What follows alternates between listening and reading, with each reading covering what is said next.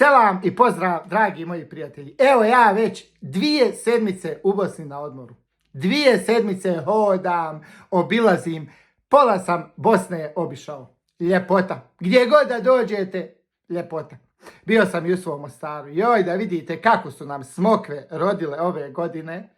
Pa to nikad nije bilo, nikad ljepše, sočnije, da ne govorimo kavade, raštika, ma ljepota, sve nam rodilo samo mašala.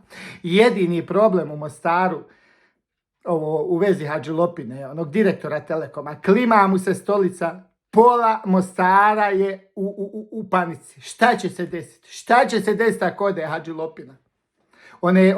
Oni čobani iz Gornjeg za Like, kažu, već počeli ovce prodavati, oni što čuvaju ovce posjeverno. Kažu, već prodaju ovce ako bi mu trebalo za advokata.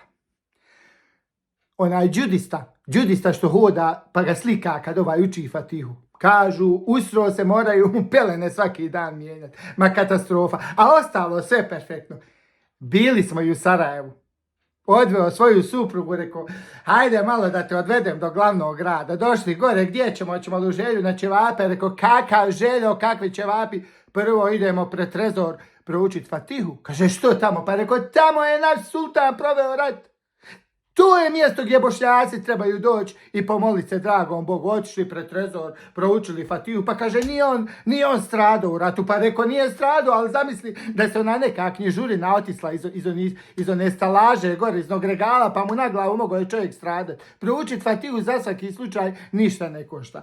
I onda smo odatle otišli na ovaj novi spomenik ovog Kotromanića. Rekao da ja svojim očima to vidim i da ja utvrdim ko je taj čovjek bio. Je li bio Bošnjak, Srbin ili Hrvat. Znate da je ono u suknji, ja odozdo uzmem mobitel, prisvijetlim, kad Feslija.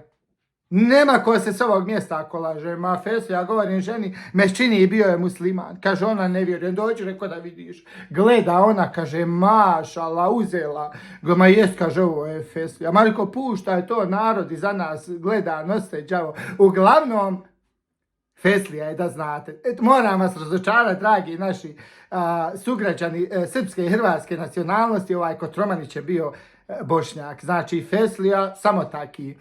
Uglavnom, sad sam ponovo kod svojih ovdje u Vakufu i moram ići pomoći im okopavati kupus. Želim vam svako dobro i čućemo se ako Bog da nekom drugom prilikom iz nekog drugog grada. Puno vas voli i selami vaš Salko.